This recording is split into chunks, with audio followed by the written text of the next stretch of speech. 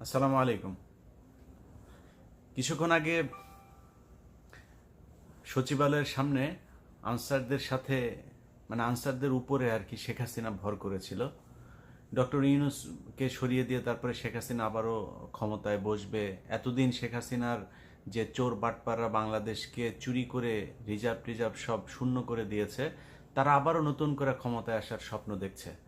তো আওয়ামী লীগ, শেখ হাসিনা বলেছিল না আওয়ামী লীগ কখনো পালায় না। আসলে আওয়ামী লীগ পালায় না। আওয়ামী লীগ এখন বিভিন্ন জায়গায় মজুদ হয়ে আছে। কখনো হিন্দুদের উপরে ভর করছে, কখনো দৌলতদিয়া ঘাটে ভর করছে, আজকে আনসারদের উপরে ভর করেছিল। ভর করে তারা ক্ষমতায় আসবার আবার এই দিবার স্বপ্ন দেখছে।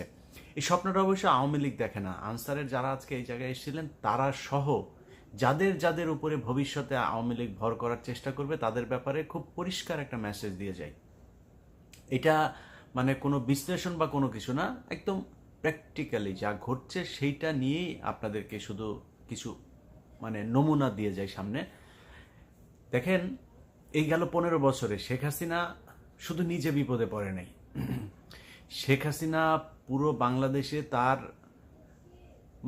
আসলেই তার পক্ষে রাজনীতি করুক, তাকে পছন্দ করুক আর নাই করুক, তার দলের সাথে সম্পৃক্ত তো ছিল। অন্তত ধরেন 1 কোটি মানুষ তার দলের সাথে সম্পৃক্ত ছিল। এর মধ্যে ধরেন কয়েক লক্ষ নেতাকর্মী সরাসরি তার হয়ে কাজ করেছে।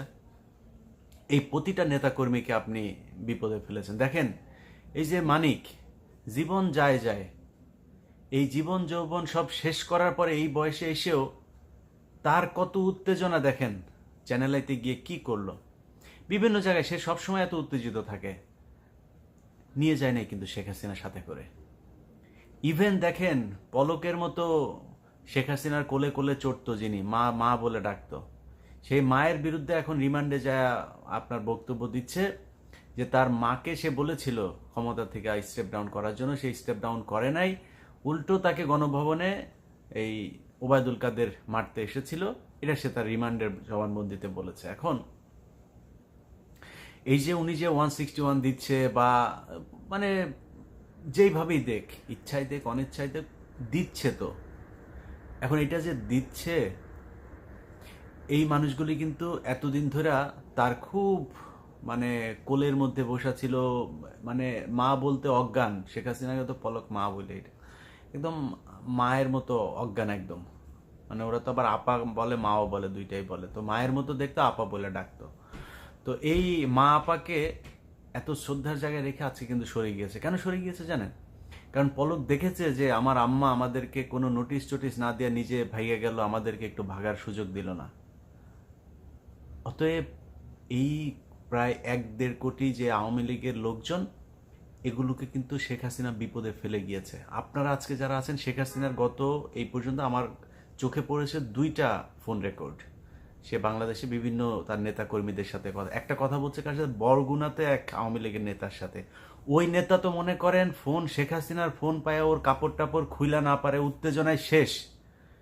তো এই এত উত্তেজিত সেই নেতা, সে ওই লেভেলের না, শেখ হাসিনার ফোন রিসিভ করার মতো না, কিন্তু তাকে ফোন করেছে। এইটাতেই তার মনে করেন স্বপ্নদোষ হয়ে যাওয়ার অবস্থা। তো কেন শেখ হাসিনা তাকে ফোন করছে? কারণ শেখ হাসিনার এখন ওই জায়গাতেই ভর করতে হবে।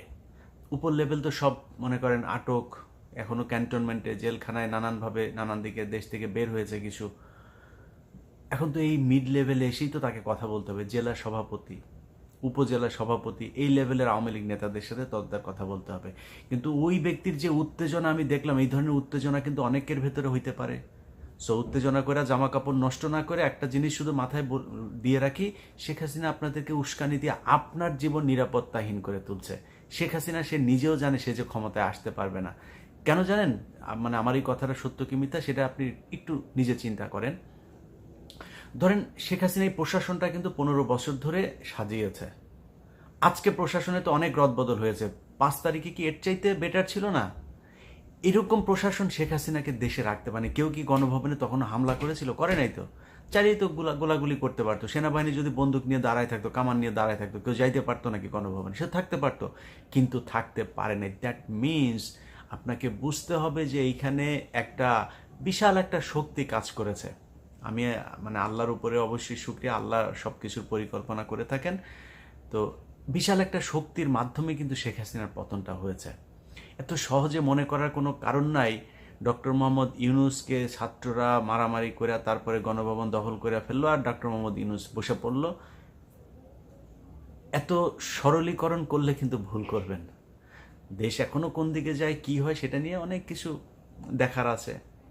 আমাদের যেটা আমি ব্যক্তিগতভাবে যেই স্বপ্ন দেখি যে ভারতের বিরুদ্ধে একটা সরকার থাকবে যারা ভারতকে কড়া জবাব দেবে, সেটাই দিচ্ছে ডক্টর মোহাম্মদ ইউনূস। আমি হ্যাপি, আমার কোনো সমস্যা নাই।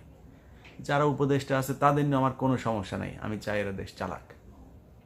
তো ধরেন এই সরকারটাকে যে 5 তারিখে তারা সরাইতে পারেনি, এখন আজকে এসে আরেক মাসের 5 তারিখ হইতে যাচ্ছে, তখন আনসারদেরকে দিয়ে সচিবালয়ে অঘটন ঘটায় সরকার পতন করে ফেলবে, এই স্বপ্ন কিন্তু দেখা কাপড় চোপড় নষ্ট করেন না। তো আমি এই কথাটা বলার জন্যই আজকে আপনাদেরকে এই ভিডিওটা শর্ট তৈরি করা, যে এই পর্যন্ত যত মানুষকে শেখ হাসিনা নতুন নতুন করে এইভাবে করার চেষ্টা করছে, আপনার দেশের পরিস্থিতি ঘোলাটে করার চেষ্টা করছে, তারপর আপনাদেরকে বোঝাচ্ছে যে হ্যাঁ এরকম করবা এরকম করবা, এরপরে তোমার পেছন পেছন দেখবা সেনাবাহিনীর কামান টামান সব চলে আসছে, এসে দেখবা ডক্টর মোহাম্মদ ইউনূসের সাথে যুদ্ধ করা শুরু করে দিয়েছে, আবার আমাকে দেশে নিয়ে গেছে। এই স্বপ্ন যাদেরকে দেখাচ্ছে তাদের জন্য এই কথাগুলো বললাম, যে শেখ হাসিনা না অবস্থা দেখেন না, ভারতেও কি হয় সেটাও দেখেন।